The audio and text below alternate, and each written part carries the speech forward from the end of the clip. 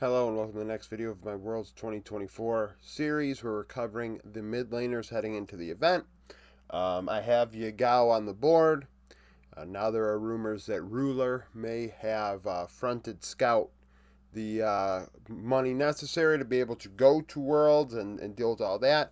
In my opinion, we're just going to get this out of the way in the beginning. I think it is an absolute joke that Riot allowed LNG to pick up a player off of another roster for the tournament.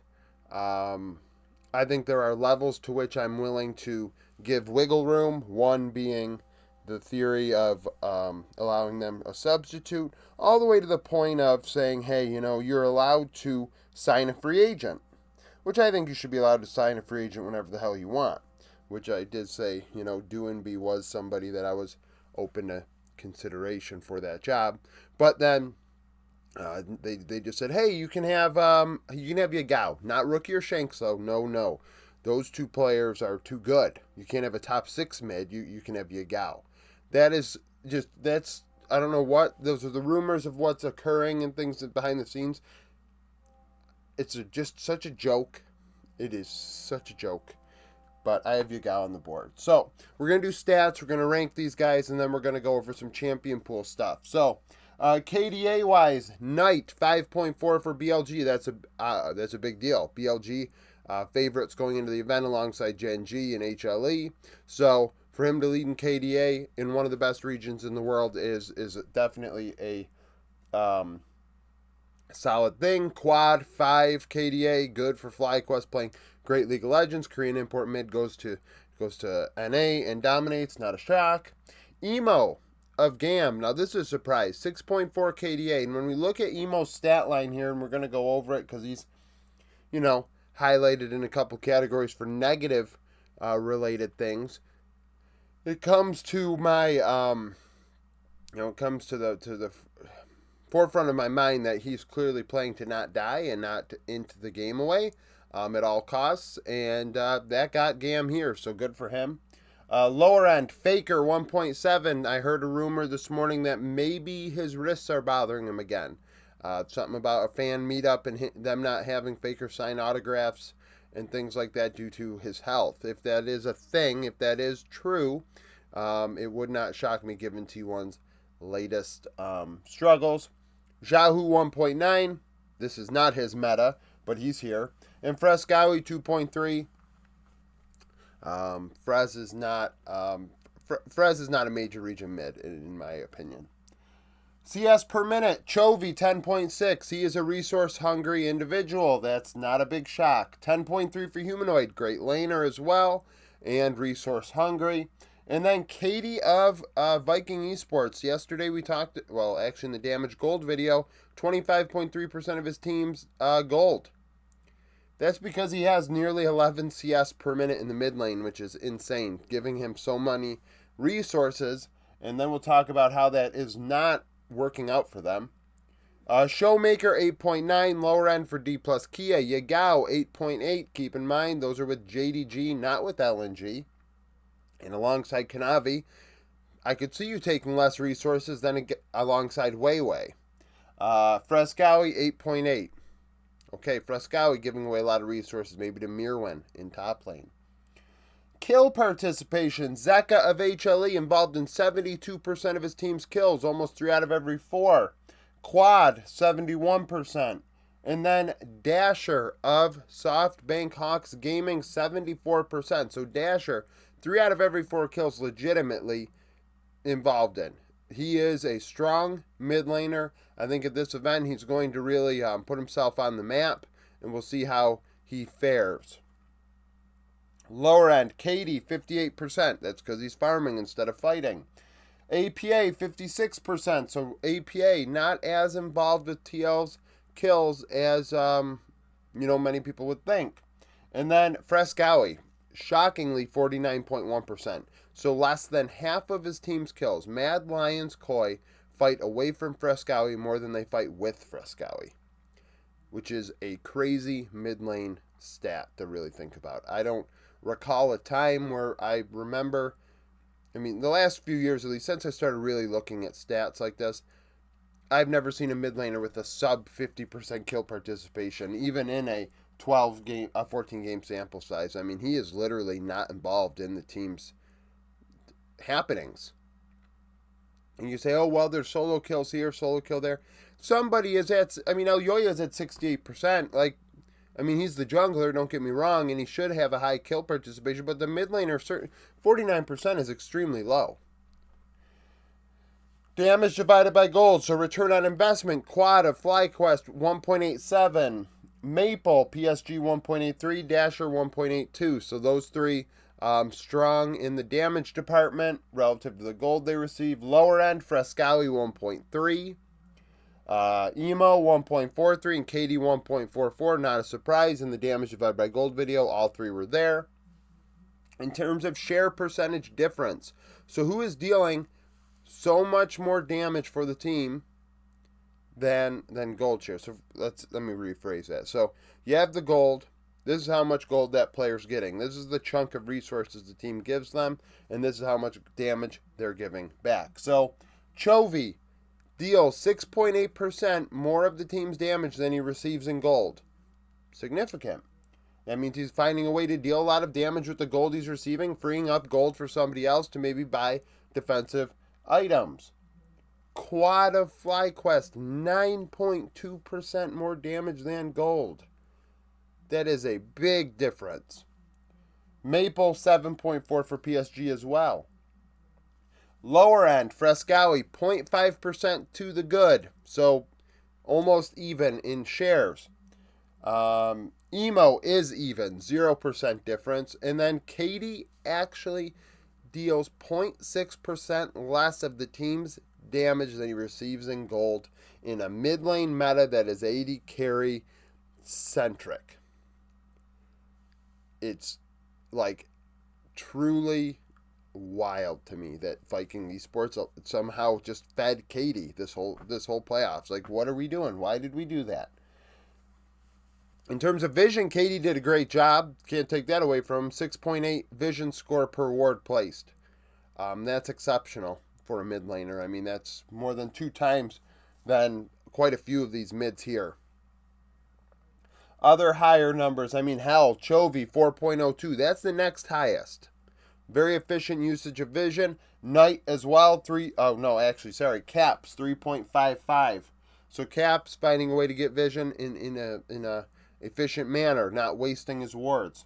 Lower end, Cream 2.81 of Top Esports. Quad 2.48 and APA 2.76. So the two the two LCS mids in case of Quad and APA, not very efficient in their vision usage, and in finding wards. Utilizing their wards to get vision. Gold difference. Who's opening big leads? Well, we have 3 minor region mid laners here. I read Jinkedo. Jinkedo is how we pronounce this fella's name. 542 gold ahead on average for Pain Gaming. So he's opening up leads. So at this event, I imagine him to stand his ground in the laning phase during play-ins. Katie, 433. Not a big shock. Look at all those resources he's getting. And then Keen of Rainbow 7, 361 in LLA. I mean, it is in Latin America, but similar to Jinkedo, I think that he could go even at this event in lane. Lower end, Emo, like I said, don't die, is pretty much what GAM are telling him. He's behind on average 655 gold. So at this event, it's probably going to be the same way. And if they get out of play-ins, which a lot of people are predicting, he is going to be a problem for them. But he's a young player. And, I know GAM watch my content, so I don't want to, I'm not going to favor one too many other. I'm just going to be honest. He's a young player. This is a big moment. He's got to just take something from it, just like he did MSI, and return next year stronger. And that's what you have to do. Like, the reality is he's going to have his hands full. And he should know that. Frescali behind 200 gold. That's a thing. And Faker behind 162, but Faker, of course, very efficient. The GOAT of league, he is fine. He's behind 162 gold against players like Chovy, Zeka, Showmaker, and even BDD. So hell, he'll be just fine. Solo kills. So who has the most solo kills per game basis? I had somebody on my first video for top lane say Zeus had the same amount of solo kills as Impact. Yes, and you didn't watch the whole video, so you shouldn't have commented at all. Now, Humanoid, 5 solo kills in 12 games. Very high. Frescowi, 6 in 14. So the LEC mids coming in very aggressive, finding opportunities to get solo kills. Another high result. Quid of 100 Thieves, 7 and 18. This is a big moment for Quid as well as he goes against players that he scrimmed against and played against in solo queue for years in Korea. I think Quid is going to come away from this event in a positive manner. Also, negative end of things. APA, only 1 solo kill in 12 games. Jinkido, 1 solo kill in 11 games. And then Zeka, 2 solo kills in 16 games. So very passive in the solo kill realm for those 3. Not finding opportunities to really outplay. We know Zeka is certainly capable of it, but did not find those opportunities. Champion pools. Humanoid, 6 champions in 12 games. Frescowi, 9 in 14. 2 wide champion pools in terms of usage in playoffs. Dasher, 9 and 16 also. So those 3, widest champion usage. And at the end of the video, you're going to see that there aren't a ton of unique picks out of these guys. Top lane, there was, I think, like 30 champions or something that were pretty unique. That only a few players played, but in the mid lane, it might be maybe a dozen. Lower end, Cream, 4 and 16. Yagao, 4 and 15. And Xiaohu, 6 and 28. So the LPL mid lane pool, pretty set and standard. The guys are playing the same stuff for the most part and not really branching off of that all that much. So that is what it is.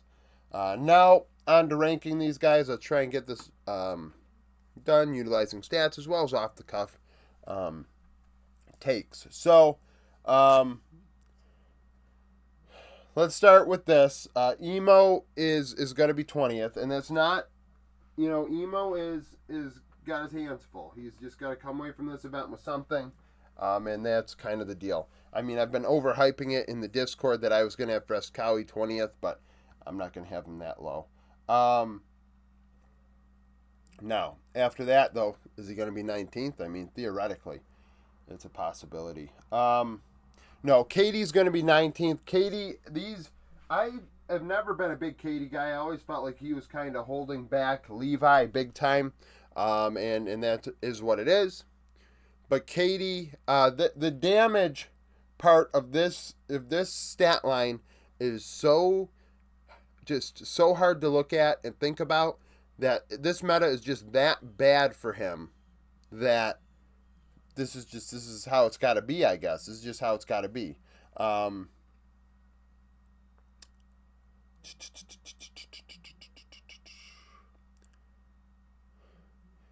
18th is Frescowi.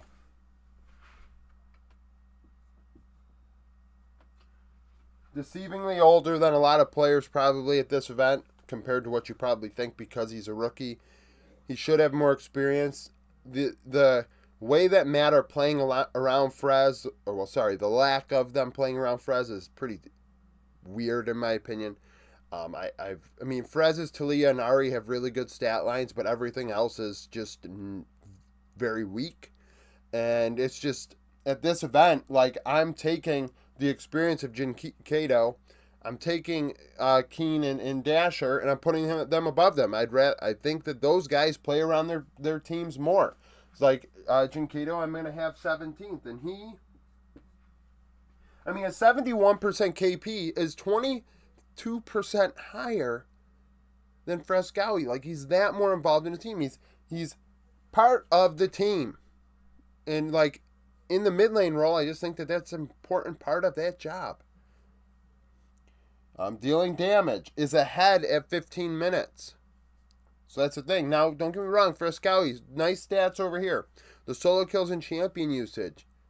But I mean, hell, I think his most played was Ezreal. Like, let me look back behind me. Yeah. His most played is Ezreal. What are we doing here? What are we doing? Why are these numbers this way? So 17th is Keen is 16th.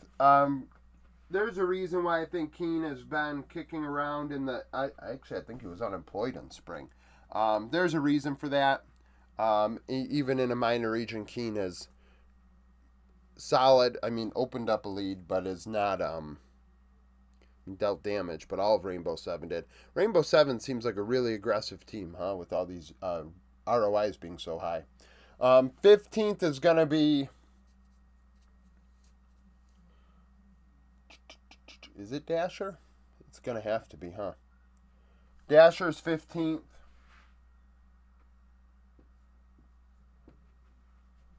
I just think that this is, like I said, he's got to prove himself at this event at a higher level of play, for sure.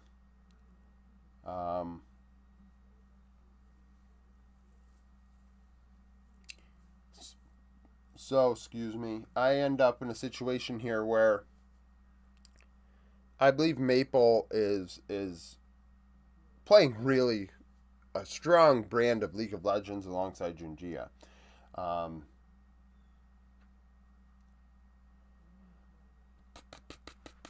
We're going to go APA 14th.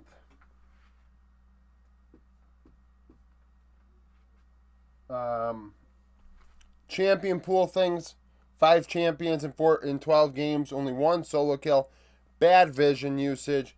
Not very involved in the team success with 56% KP. So is he getting vision elsewhere on the Rift? He's getting resources. And, I mean, APA is getting better and better. But this is just how it seems to me. This is just how this. I mean, this is how it's turning out. My rankings, pretty much. You know, you look at the list, and I think you can make a case, and I'm gonna try to make a case for these guys. So, in the case of 13th, we're gonna go quad, and then that's gonna be a surprise to many people. That I'm gonna put Quid ahead of quad. So Quid's gonna be 12th. Now, I'm not trying to put the 3 LCS mids in a row, but the thing is with this, I've seen Humanoid time and time again at international events show up and then sometimes don't get me wrong, but he has the ability to show up and play very well. I've seen Quad in the LCK struggle. And now he's a starter. He's got more experience. There's a very good possibility. You know, he had a great playoffs. It's undeniable. Look at the stat line. Leading in KDA, KP, ROI. The share number is disgusting at 9.2%. Don't get me wrong. At all. That's why he's above APA. But Quad, to me, Quad. He's on a better team than Quid is, right? So Quid is in a situation where, in my opinion, he's got to River is super important to that team as well, but Quid is like the guy for that team. Like, yes, the damage share of Quad indicates that Quad is the one packing the punch, but Bwipo is very strong, Inspired is strong, I think Busio is super talented, and Masu has performed at a high level, but 100 Thieves have issues. Obviously, they just swapped out their AD carry like a month and a half ago. Like, and Isla is okay alongside Tomo. I mean, that bot lane is doing some work, but Quid, I think, is just a better player than Quad. I'm not trying to stray away from the stats, but I've been a Quid guy for years now, so I think Quid is a better player, and I think at this event he's going to show that again, that he is that good. So that's the thing.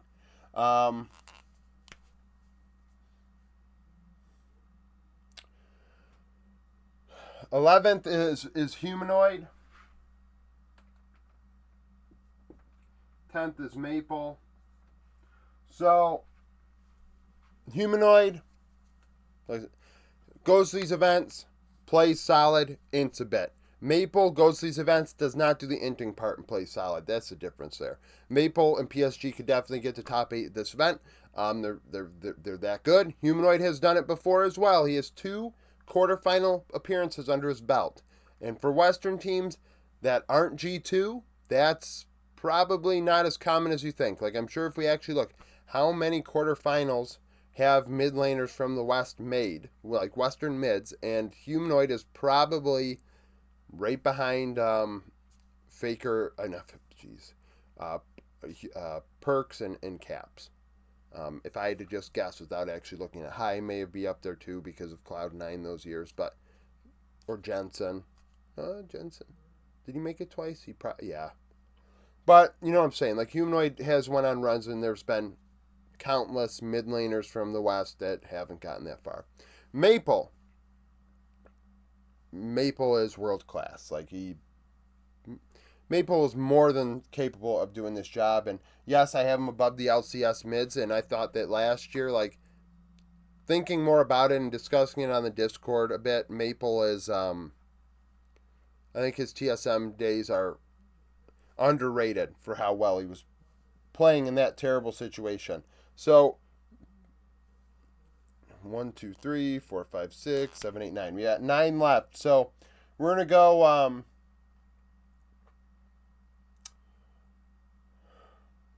Xiaohu 9th.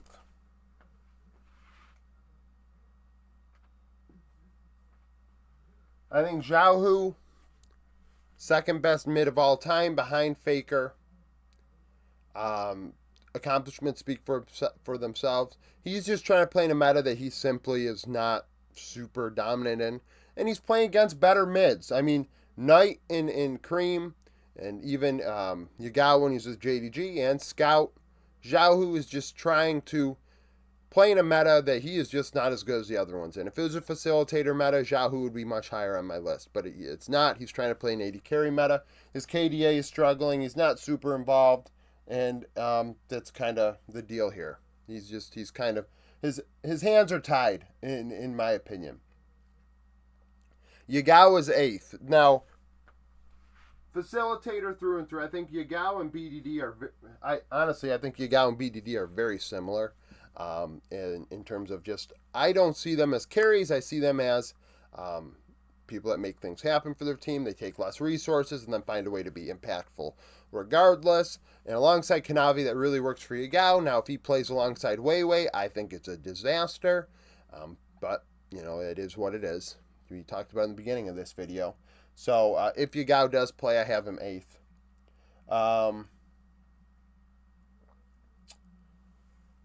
So,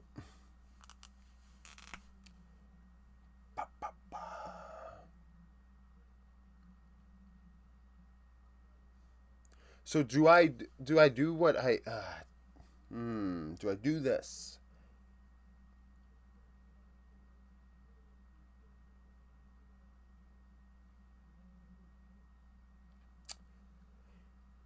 With the assumption and the thought that Baker's hurt, he's 7th. Going into this event, Baker's struggling. He's been struggling for a minute now. He's, in my opinion, he's probably banged up. Last year he had to take a month and a half off for a reason. This year they're playing that joke Red Bull tournament with KC. Then they're going and doing EWC, wasting Faker's, Faker needs rest. All these extra tournaments and invitationals and things that they were doing for fun. I mean, yes, for fun, but now you're paying for it. The rumors that he's not signing autographs because his wrists are they're trying to save what they've got for his hands and his wrists for Worlds. Like, this is not good. This is not a good situation to be in. And in a meta where mid laners were supposed to be kind of carries.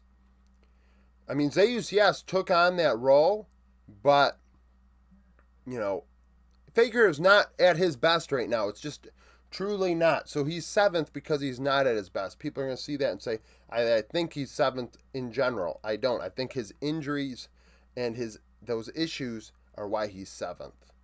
And it's a shame. It really is. They really should have been giving him breaks throughout the season. Should have signed a competent mid laner. I mean, I think of like Dove. Now, Dove is nowhere near Faker. Dove is Dove is probably at Keen's level. I'm going to be honest. And I didn't just, like, honestly, I'm not a big Dove guy at all. But he would have been capable of at least playing, oh, we're going to take this series off when they go play DRX or Bro. Like, fuck it. It doesn't matter. Have him play against Nongshim or something. And give Faker, like, a week off here or there. Like, truly, they should have been doing that. And they didn't. And if this is actually the case, that's a terrible decision by management. Like, management is certainly at fault for that.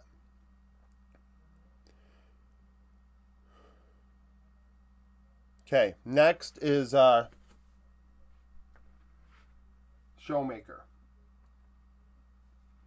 Showmaker drawing LeBlanc bands is really interesting, like heavy LeBlanc bands in a meta where LeBlanc, we're going to go over, I think.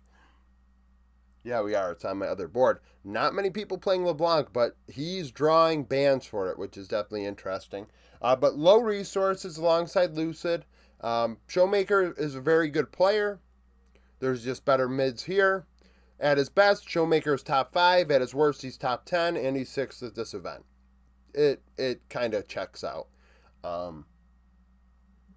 mean, I think that it checks out. I don't think it should be a shock to many people. We're going to have Cream 5th.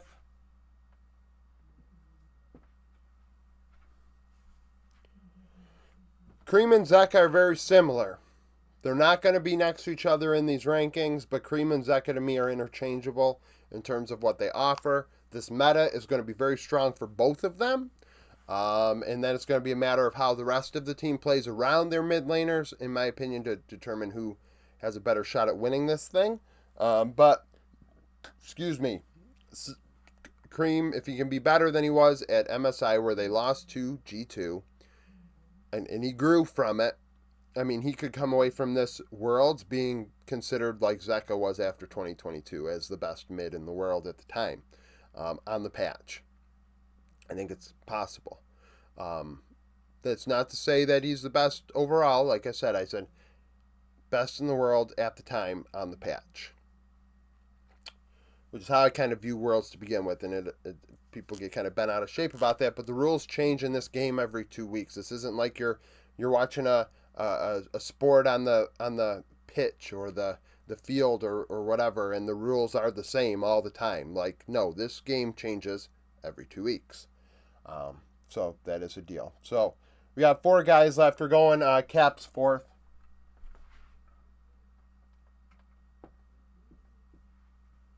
Everything goes through Caps. All roads go through Caps for G2. He is the one making things happen. 9 champions in 21 games. Decent champion pool. I mean, we've seen historically that he can play pretty much anything he freaking wants. Great vision usage. Would like him to be a bit more involved with the team, but the team does fight and play in a way that is spread out. It is not necessarily a ball composition like we see some other teams here. And, I mean, Cap showcases at international events how good he is. That's indicative of just how good he did at MSI. Not to mention, you think I had somebody laugh and say, how's Caps, you had Caps 3rd all time. An MSI champion and a 2-time runner-up at Worlds. And if you really think about it, outside of Faker and Showmaker,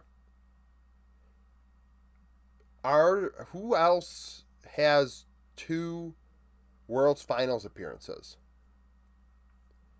Like, really think about it. I don't think there's anyone else with 2 Worlds Finals appearances in mid lane outside of those 2. Be interesting if somebody could comment down below if there's somebody else, but I think Caps might be. Yes, he didn't win one, but he's won an MSI. He's finished runner-up twice at Worlds. For a Western team with 2 separate organizations with Fnatic and G2 back-to-back. Something to think about that makes people, especially in the East, very uncomfortable because they're not comfortable with the thought that a Western player might be better than their Eastern player. I think that it's kind of weird how that works. But regardless, Zeka third.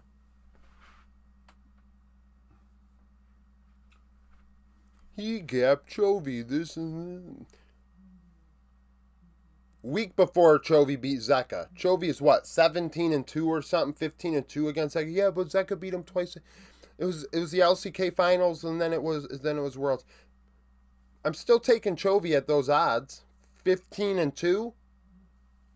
You go take Zeka at even odds in a best of 5 against Chovy. You just go right ahead and take it at even odds. You won't do it because even would imply that it is even when you know it's not. Zeka just beat him on those days. And not even that. He beat him, but it doesn't necessarily mean he won the 1v1. His team beat Chovy's team. I'd have to look at the laning stats to determine otherwise. But Zeka third. This meta might fit him like a glove, like I said about Cream, and then we're going to look at this event and be like, oh, look, Zeka once again better than Chovy. And you'll be like, yeah, this meta was really good to Zeka. 72% KP is also very, very noticeable. Second is Knight. First is Chovy. I still have not swapped those two. Chovy is still my guy. When all joking aside, I mean, Keria has not played as well as I would like this year, so he is not number one in the world, but he's number one in my heart. As a player, I think Keria is just disgustingly great at the game, but Chovy is playing like the best player in the world, so there's nothing I can say to deny that. He is playing like the best player in the world. 7% positive share. Great vision. Getting resources.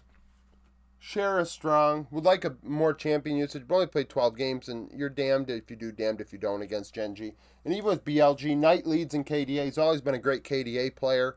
And hopefully at Worlds he doesn't play like that like he has historically, which has caused him not to win the tournament in the end. But when we even compare these two, let's see. So 1-1, 2-1, 3-1, 4-1, 5-1, 5-2. I mean, Chovy is ahead in more stats than Knight, both tier 1A regions like LPL and LCK. So Chovy's just better.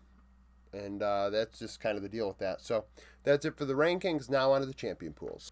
Okay, so with the champion pools, we have, a dozen or so champions here. Frescowi shows up a lot. Wide champion pool, a lot of different unique picks out of him.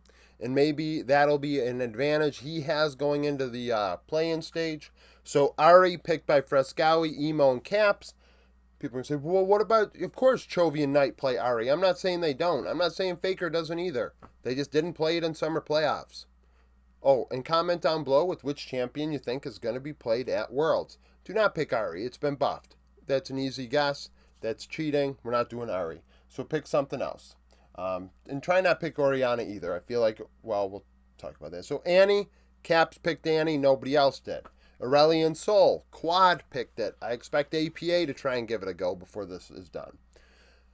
Aurora mid was played by Yagao. If he does play, there's a chance that Aurora could be picked. Caitlyn, played by Faker in mid lane. That's interesting. I think it was a loss. It may be a one and done.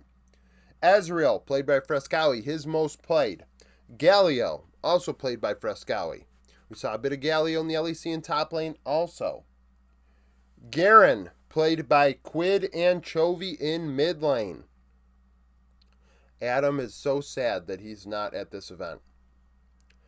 LeBlanc, played by Frescowi, Showmaker, Faker, Keen. And like I said, it's banned against D plus Kia a lot.